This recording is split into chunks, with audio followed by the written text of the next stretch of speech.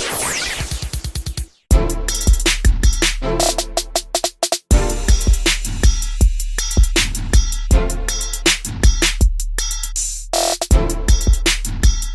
guys, and welcome back to 100 Lit. I hope you're all doing great. I'm your host, QueenJ, and I got another read for you today, Blind Acceptance by Sandra Pimentel.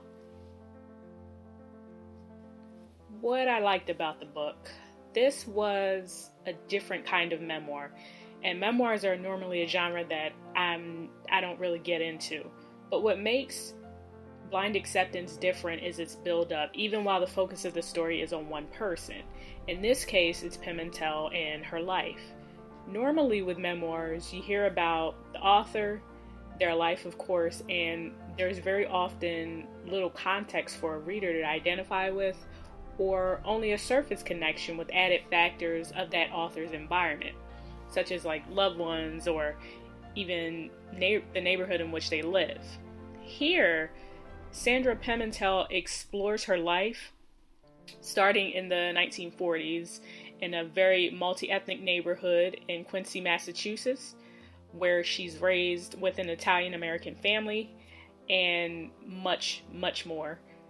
But she does it in a way in which you get to see everything firsthand instead of retelling past details. You're getting to know her loved ones and friends through her. Personally, I felt as though, even though it was her life, I felt as though they were speaking just as much as she was. And to be honest, I can't think of a single thing that I didn't like about this book. Overall, the picture painted was vivid and gripping. Honestly, I finished this book in around a week. And I could not put it down. It was interesting, too, revisiting different historical events such as World War II and the Vietnam War, as well as the fight against racism and for feminism.